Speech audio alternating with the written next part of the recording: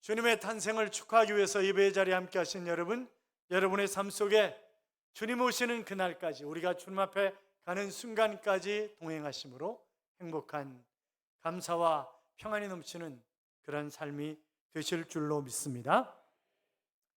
모세는 요한과 같은 마지막 설교를 마무리하면서 이스라엘 백성들에게 오늘 본문의 이야기를 하는 것입니다. 자, 본문을 다시 한번 읽어요. 이스라엘이여, 너는 행복한 사람이로다. 여호와의 구원을 너같이 얻은 백성이 누구냐? 그는 너를 돕는 방패시요 내 영광의 칼이시로다. 내 대적이 내게 복종하리니 내가 그들의 높은 곳을 밟으리로다. 아멘. 자, 여기 이스라엘이여라고 하는 곳에 자기 이름을 넣어서 다시 한번 읽겠습니다. 자기 이름을 넣어서 같이 다시 읽어요. 친구가, 너는 행복한 사람이로다. 여호와의 구원을 너같이 얻은 백성이 누구냐? 그는 너를 돕는 방패시요 내 영광의 칼이시로다. 내 대적이 내게 복종하리니 내가 그들의 높은 곳을 밟으리로다. 아멘. 그렇습니다. 바로 너는 행복한 사람이야. 왜냐하면 넌 구원받은 백성이잖아. 그리고 내가 너를 도와줄 거야. 내가 너를 승리하도록 만들 거야. 걱정하지 마. 내 대적들이 전부 다 내 앞에 복종할 거야. 그런 말씀을 하고 있는 것입니다. 풀 한 폭이 없는 광야에서 40년을 지내면서 그들이 굶어 죽지 않았어요. 기적이 아닙니까?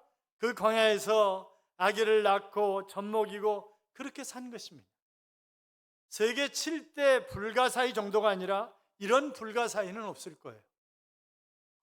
200~300만이나 되는 백성이 광야를 옮겨 다니면서 대를 이어가며 사는 것입니다. 여러분, 광야는 하루도 살기 힘든 장소예요. 낮에는 뜨거운 직사 광선으로 머리 꼭지가 탈 것 같은 그런 상황이고, 해가 지면 매서운 추위와 야생 짐승들과 정갈과 같은 독충들이 모래 위에 올라와서 활동하며 사람들을 위협하는 것입니다. 그러니까 살 수가 없는 거죠. 너무 힘든 장소. 그런데 이스라엘 백성들이 거기서 40년을 살았습니다. 신명기 8장에 보면 그들이 얼마나 기적적으로 살았는지 이렇게 표현을 하고 있습니다. 이 40년 동안에 내 의복이 헤어지지 아니하였고 내 발이 부르트지 아니하였느니라. 아니, 40년 동안 옷이 헤어지지 않았대요. 신발이 부르트지 않았대요. 발이 부르트지 않았대요. 신발이 망가지지 않았어요. 기적이죠? 만나와 메추라기로 먹이시고 구름 기둥과 불 기둥으로 밤과 낮을 지켜주신 것은 정말 하나님께서 우리를 부모의 마음처럼 자녀된 이스라엘 백성들을 지키시고 보호하시고 사랑하시고 감싸 주셨던 것입니다. 그래서 그들은 행복자입니다. 80 인생을 모세는 자신을 위해서 살았습니다. 자신의 안위만을 위해서 하나님과 전혀 상관없는 인생을 살았어요. 그런데 하나님께서 인생 말년에 80세 때 만나주시고 40년 동안 거친 인생이었지만 하나님을 위해서 쓰임받는 그런 인생으로 살게 하신 것입니다. 그것이 아마 모세에게 큰 행복이었을 것입니다. 모세는 40년 동안 하나님의 일에 수용된 결과로 주어질 이 땅의 어떤 보상이 행복이라 생각하지 않았습니다. 나 같은 자를 선택해 주시고 나 같은 자와 동행해 주시고 나 같은 자를 사용해 주시는 그 하나님과 함께한 모든 시간이 모세에게는 행복으로 고백되었던 것입니다. 그래서 성경에 하나님께서 모세에게 내 친구야 그렇게 말씀하셨잖아요. 하나님이 자신을 친구처럼 대화해 주시고 함께 걸어가신 것입니다. 여러분, 그러면 행복한 사람 아니겠어요? 여러분은 요즘 행복하세요? 얼마나 행복하세요? 모든 그리스도인의 삶의 모델이 바로 예수님이죠. 예수님을 닮고자 하는 것이 우리들이 이 땅에 사는 목적입니다. 성경에도 그리스도를 닮아가고 그분의 장상한 분량에 이르는 것이 바로 우리의 목적이라고 그렇게 말씀하고 있습니다. 그런데 예수님의 인생이 행복하셨을까요? 예수님께서 성육신 하셔서 이 땅에 사시는 33년 동안 그분의 인생이 정말 행복하셨을까요? 우리가 아는 것처럼 예수님의 33년의 공생애를 펼쳐놓으면 도저히 행복할 수 없는 그런 상황이었습니다. 그분이 어디에 출생하셨어요? 아니, 방이 없어서 마국간에서 출생하셨어요. 그리고 그 당시에 아주 촌동네 사람들이 아이고 거기서 뭐 사는 인간들이 뭐 별 볼일있는 인간들이 있겠어? 그렇게 생각할 정도로 무시당했던 그런 나사렛에서 예수님은 자라셨습니다. 결혼도 안 하셨죠?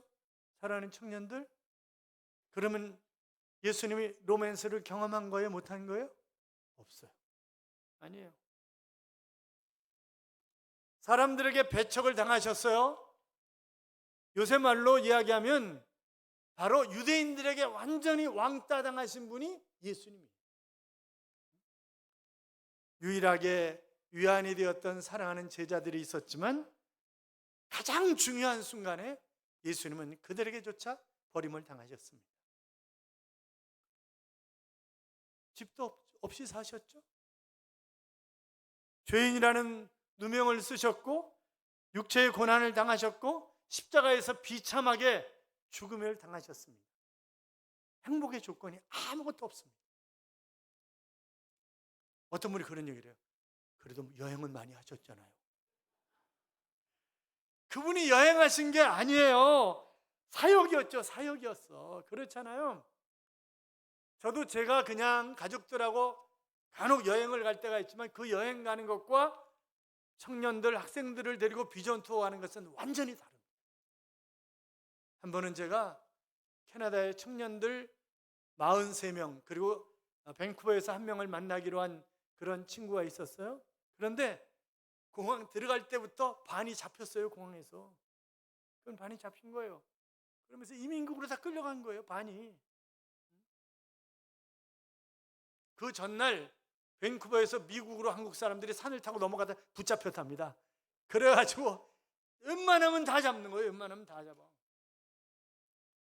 그래가지고 나중에 대표가 누구냐고 오라 그러더라고요. 그래서 갔죠. 그랬더니 여권 5개를 들고 나왔어요. 이 사람들은 무조건 돌려보내는 사람들이라는 거예요. 그러니까 이제 청년들이 나이 든 청년들 거니까 이것들이 들어와서 안 나갈 거다 이렇게 생각을 하는 거예요. 이 사람들이. 그리고 그 요주의 인물 5명은 절대 이거는 이 시내로 나갈 수 없다. 그리고 바로 공항에서 돌려보낸다. 이제 그런 거죠. 그래서 제가 우리 교회 아이들이라고. 그리고 우리는 매년 여름에 청년들이 세계를 투어를 하는데 이번에 캐나다에 온 거라고. 캐나다를 알면 세계를 알 수 있기 때문에 어느 정도 그래서 공부하러 왔다. 우리는 비전을 갖기 위해서 온 거다. 정말 목사님 교회 청년들 만나는 거예요. 맞다고. 그랬더니 뭐 장로교냐 감리교냐 뭐 교인이 얼마나 되냐 뭐 이런저런 것 비전이 뭐냐 물어보더라고요. 그러더니 목사님 그러면 아이들한테 이걸 물어보고 맞으면 다 내보내겠습니다. 이 5명은 절대 들어올 수 없는 그런 아이들인데 얘네들까지 다 내보내겠습니다. 그런데 목사님 목사 자격증 좀 줘보세요. 이렇게 얘기하는 거예요. 아니 누가 목사 신분증을 가지고 다녀요? 그런 거 안 가지고 다녀요. 그런데 마침 제가 이제 사회복지사 자격증이 있는 거 하나 있었어요. 근데 내가 무슨 거짓말을 시키겠냐고 그러더니 뭐 이렇게 저렇게 물어보더니 알겠습니다. 그리고 다 내보내줬어요. 그리고 가서도 이게 편안한 여행이 아닌 거예요. 여행 갈 때는 팁 얼마 주면 되냐고 그랬더니 조금만 주면 된다 그랬는데 가니까 가방이 44개 아니냐는 거니까 44명 값 캐나다 달러로 달라는 것도 아니고 US 달러로 내놓으라는 거죠. 그래서 이게 말이 되냐고 막 이러고 그러고 로켓 산맥 밑에서 계속 현지 가이드하고 싸우는 거예요. 그래가지고 아니 여러분 생각을 해보세요. 그러면 44명 하루에 US 달러 10달러씩 계산해가지고 거기서 밴쿠버에서 그 캐나다에서 로켓 산맥 갔다 오는데 6일 거기서 6일 있었으니까 6일치 그걸 어떻게 애들한테 걷어서 줘요? 그건 안 되는 거지. 돈을 교회에서 그렇게 가져가지도 않았고. 그래가지고 결국 3분의 1로 깎았어요. 막 그런 것뿐만이 아니에요. 미국 갔을 때는 또 여행사에서 뉴욕 관광을 안 시키는 걸로 짠 거예요. 그래가지고 아무래도 스케줄을 보니까 뉴욕 여행할 스케줄이 안 되는 거예요. 이게 그래서 제가 가이드를 꼬셔가지고 막 일찍 돌았어요. 반나절 막 일찍 돌고 그래가지고 전날 저녁에 그 보스턴에 뭐 하버드 대학 할 것 없이 다 돌고 밤늦게까지 다 돌고 그리고 들어온 거예요. 그리고 그 다음날 아침 일찍 야 뉴욕으로 가자 빨리. 그래가지고 끌고 뉴욕으로 들어갔죠. 그랬더니 랜드서 사장이 가이드한테 야 이 새끼야 지금 이렇게 일찍 들어오면 어떡하라는 얘기야? 이런 난리를 치는 거예요. 그래가지고 한국 여행사한테 전화 걸어가지고 뉴욕 관광 아니라는 거예요. 전화 걸어가지고 제가 여행사 문 닫고 싶어? 하여튼 별의별 일이 다 있었어요. 컨테이너 박스에서 재우려는 인간들이 없었나. 하여튼 별일이 다 있어요. 그러니까 제가 왜 따라가냐면 이런저런 일이 일어났을 때 제가 해결을 해줘야 되는 거예요. 그거를. 윤기섭 장로님 그 전에 우리 중국 갔을 때 애들한테 빵차값 7,000원씩인가 얼마씩 달라 그랬죠? 그래가지고 아니 어른들 애들 따로 도는데 이화원에서 만났나 그랬는데 교사들이 밤새 기도했다는 거예요. 빵차값 달라 그래가지고 그게 뭔 소리냐고. 빵차값 다 주고 온 건데. 그래가지고 랜드서 사장 불러가지고 니네 문 닫고 싶어? 이래가지고 난리를 친 거죠. 그리고 본사에다 전화 와가지고 그냥 안 두겠다고 막. 하여튼 그런 일들이 비일비재한 거예요. 이게. 여러분 지금 예수님이 사역하시는 거예요. 사역하시는 거지 여행 다니시는 게 아니잖아요. 야 여기 사진 좀 찍어. 사진. 여기 너무 멋있다. 사진 좀 찍어. 이런 게 아니잖아요. 우리들이 예수님을 그토록 닮아가는 것이 삶의 목적이라고 한다면 여러분 정말 예수님처럼 머리 둘 것 없고 그리고 힘들고 어렵게 자기의 삶을 내놓고 살아가는 그런 삶이 행복한 삶이다. 그렇게 이야기하실 수 있겠습니까? 그런데 예수님이 행복하셨을까요? 안 하셨을까요? 예수님은 행복하셨습니다. 사람들이 먹는 것이 행복이라고 생각합니다. 잘 먹고 잘 자고 잘 싸면 그러면 건강한 거다. 이제 우리가 그런 얘기 하잖아요. 그런 얘기 하는데 그런데 우리가 요한복음 4장에 보면 이런 얘기가 나와요. 사마리아 여인과 정오에 장시간 대화하다 보니까 식사 시간이 훌쩍 지나가 버렸습니다. 제자들이 그 동네에서 나와서 예수님께 식사를 권하죠. 지금처럼 얘기하면 이런 얘기하는 거죠. 예수님 다 먹고 살자고 하는 얘기인데 예수님도 끼니 거르지 말고 식사 좀 하세요. 그러고 그러는 거예요. 그랬더니 뭐라 그러냐면 나 먹었어. 그렇게 난 먹었어. 그러면서 너희들이 알지 못하는 양식이 있어. 누가 갖다 주셨나? 누가 갖다 드렸나? 뭘 잡수신 거지 도대체? 그런데 예수님의 양식이 뭐예요? 하나님의 뜻을 따르는 것, 하나님의 말씀에 순종하는 것, 복음을 전하는 것, 그것이 예수님의 양식이었기 때문에 나는 그 일을 했기 때문에 배부르다는 거예요. 나는 그 일을 했기 때문에. 그렇잖아요. 예수님의 자신의 첫 사역이 먹거리가 풍성하고 분위기가 행복한 그 배경이 가나 혼인잔치였습니다. 여러분 결혼식장이잖아요. 그런데 여기서 예수님이 오신 목적을 알려준다는 거거든요. 예수님이 오신 목적은 죄의 종로로 타는 우리를 죄에서 자유하게 하시고 무거운 짐을 진 우리에게 진정한 쉼을 주시고 하나님과 무관했던 우리를 하나님의 자녀되게 하시는 것, 그렇게 살아가도록 하는 것, 그것이 바로 목적이라는 거예요. 그리고 기쁨과 평안과 영원한 행복을 주기 위해서 오셨다고 하는 것입니다. 그러므로 오늘 예수님이 계신 이 예배 자리에서도 그리고 예수님을 모신 우리의 가정에서도 자유와 쉼과 기쁨과 평안과 행복이 넘치는 그런 장소가 되어야 될 줄로 믿습니다. 누가복음 2장 10절에 보시면 천사가 이르되 무서워하지 말라. 보라 내가 온 백성에게 미칠 큰 기쁨의 좋은 소식을 너희에게 전하노라 그랬습니다. 자, 그러니까 예수님 만나면 큰 기쁨이 생기고 예수님이 모신 가정은 평안이 생긴다. 이제 그런 얘기잖아요. 예수님은 사람의 불행을 행복으로 바꿔주시기 위해서 이 땅에 오신 것입니다. 한 불행한 여인이 있었어요. 그런데 이 여인이 예수님을 만나고 삶이 행복으로 바뀌었습니다. 여러분, 다시 말하면 예수님은 사람들의 불행을 행복으로 바꿔주시기 위해서 오셨다는 거죠. 예수님은 바로 우리의 행복을 위해서.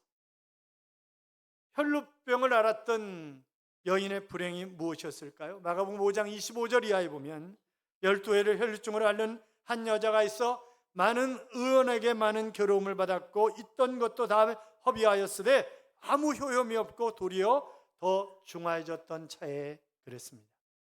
이 여인이 가지고 있었던 불행은 적어도 3가지 이상입니다. 첫째는 사회적으로 여자를 무시하는 그런 시대에 태어난 것입니다. 뭐 요새는 기척하니 벽척하니 요즘에 여자로 태어난 것이 불행이다, 그렇게 얘기하는 사람은 아무도 없어요. 그렇잖아요.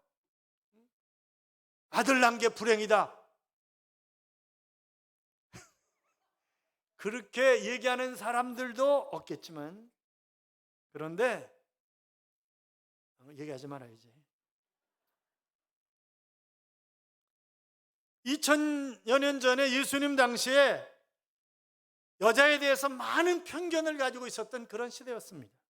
여러분이 잘 아는 유명한 철학자인 쇼펜하우어가 지금부터 200여 년 전에 여자에 대해서 아주 혹독한 그런 평을 내렸어요. 두통스러운 물건 하나 가운데 두통스러운 물건 가운데 하나가 여자이며 간혹 여자가 음악, 시, 미술 등에 대해 아는 체를 하는 수가 있는데 이것은 그렇게 함으로 남자의 마음을 끌어보려는 흉내에 불과하다, 이렇게 그랬습니다. 쇼펜하우어 좋아하지 마세요, 여자분들. 예수님보다 350년 전에 앞서 살았던 아리스토텔레스는 여자는 신이 남자를 만들다가 실패한 것이 여자다, 그런 얘기를 했어요. 우리나라에도 100여 년 전, 아니 제가 어렸을 때만 해도 여자들이 남자들과 함께 앉아서 밥을 먹지 않았습니다. 일국 어르신들 그렇잖아요. 어렸을 때 얼마나 무시당했어요. 그렇잖아요. 상 따로 차렸어요. 아니면 부엌에서 먹었어요. 그러니까 이 여자는 악한 시대에 태어난 그런 여자예요. 뿐만이 아니라 개인적으로 건강을 잃어버린 그런 여인이었습니다. 혈루병자입니다. 혈루증이란 만성 자궁 출혈병입니다. 계속해서 피가 흐르는 거예요. 그러니까 냄새는 또 얼마나 나겠어요. 그렇잖아요. 12년 동안 고쳐지지 않은 병 때문에 얼마나 지쳐 있었을까. 그리고 많은 의원에게 많은 괴로움을 당했다, 다 허비했다, 이런 표현을 쓰고 있습니다. 뿐만이 아니라 이 여인은 종교적으로도 버림을 받은 그런 여인이었습니다. 종교의식으로 부정한 여인으로 찍은 거예요. 이 여인이 만지는 것은 다 부정해. 얘들아, 이 아줌마가 냉장고를 만졌어. 그럼 냉장고 안에 먹을 수 있어요, 없어요? 못 먹어. 못 먹는 거예요. 옷도 다 빨아야 돼. 목욕해야 돼. 그러니까 이스라엘에서 버려진 그런 여인이에요. 근데 어떻게 가까이 갈 수가 있겠어요? 레위기 15장 27절에서 부정한 사람에 대해서 이야기를 하면서 누구나 이런 것들에 닿으면 부정하다, 그는 옷을 빨고 물로 목욕을 해야 된다, 이렇게 기록하고 있습니다. 자, 이런 부정한 여인이 사람들이 많은 곳에 간다는 것은 상상할 수가 없는 것입니다. 아니, 그 사람이 닿으면 그것이 사람이건 물건이건 다 부정해지는데, 아니 어떻게 그 여인이 오는 것을 그걸 환영할 수가 있겠어요? 그러니까 사람들에게 다 외면하는 거예요. 멸시할 수밖에 없는 거예요. 이처럼 혈루병은 이 여인을 개인적, 사회적, 종교적으로 버림받게 한 아주 불행한 여인이었습니다. 그러나 성경이 우리에게 가르쳐주는 중요한 진리가 있는데, 그것은 이 여인의 불행이 예수님을 만남으로 행복으로 바뀌었다고 하는 것입니다. 다시 말하면 예수님 만남으로 불행 끝 행복의 시작이었습니다. 여러분, 우리가 분명히 알아야 할 것이 있는데, 내가 정말 하나님이 나를 사랑하셔서 이 땅에 보내신 예수 그리스도 그분을 만나기만 하면 그때부터 우리의 삶이 새롭게 변화된다고 하는 사실입니다. 우종룡 씨의 나는 나무에게 인생을 배웠다라고 하는 그런 책이 있습니다. 거의 모든 나무들은 나이테를 가지고 있죠. 자기 나이만큼 살아온 나를 나이테에다 남겨놓는다는 것입니다. 실제로 나무는 성장하는 동안 어떻게 살았는지 마치 자서전처럼 나이테에 고스란히 담겨 있다는 것입니다. 나이테가 넓은 것은 그때는 평안하게 물도 잘 먹고 환경도 날씨도 아주 좋은 때 그때 만들어진 나이테라는 거예요. 그런데 이게 간격이 좁고 시커멓고 이러면 그것은 정말 날씨든 모든 것이 너무나 안 좋은 그런 상황 가운데 만들어진 그런 나이테라는 거예요. 그래서 나무 잘라보면 이때는 정말 그래도 나무가 좋았을 때, 이때는 정말 힘들었을 때 만들어진 나이테구나라고 하는 것을 알 수가 있다는 거죠. 어찌 나무뿐이겠습니까? 사랑하는 여러분, 우리의 삶도 내가 예수 만나지 못한 것 때문에 진정한 평안과 기쁨과 행복이 없는 그런 사람들도 많이 있지만, 그러나 내가 예수 그리스도를 구주와 주님으로 영접하고 주님과 동행하는 삶을 살아가는 것 같은데, 그런데 너무 힘들고 어려울 때도 많이 있단 말이죠.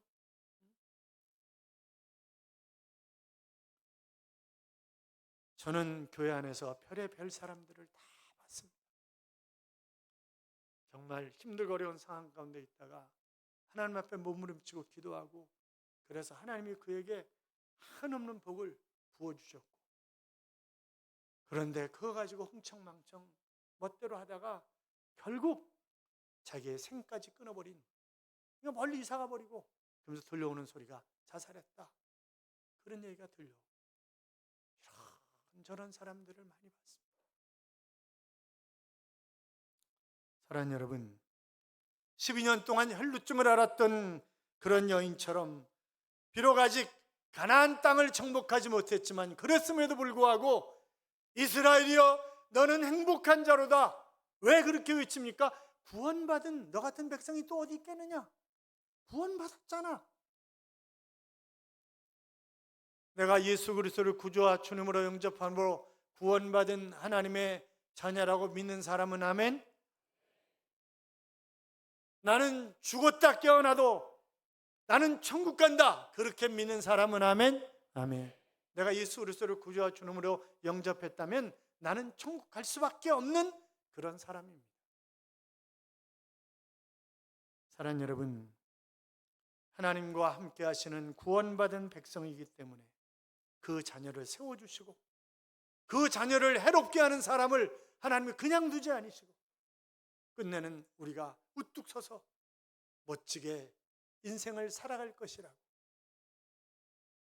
영원한 하나님의 나라에 들어가는 것도 복이지만 이 땅에 살면서 주님과 동행함으로 말미암아 멋지게 승리하며 살아가는 것도 복 아니겠어요? 그 복은 예수님 때문에, 이 땅에 오신 예수님 때문에 나에게 주어진 복입니다. 사랑하는 여러분, 그 주님과 동행하시며 살아. 주님이 이 땅에 오신 이유가 평안을 주기 위해서 왔다. 내가 주는 평안은 세상이 주는 것과 같지 않다라고 말씀하신 것처럼 그 평안이, 그리고 풍요로움이 넘실거리는, 누구도 나를 건드리지 못하는 그런 삶을 살아가는 하나님의 자녀들이 되시기를 주님의 이름으로 축원합니다. 이런 찬양이 있죠. 여기에 모인 우리 주의 은총 받은 자여라. 주께서 이 자리에 함께 계심을 아노라. 언제나 주님만을 찬양하며 따라가리니 시험을 당할 때도 함께 계심을 믿노라. 그런 찬양입니다. 사랑하는 여러분, 우리는 예수 그리스도를 구주와 주님으로 영접함으로 주님의 은혜를 충만히 받은 이미 행복한 그런 사람들입니다. 주님이 나와 함께 하신다는 것 내가 분명히 기억하면서 우리 함께 찬양하겠습니다.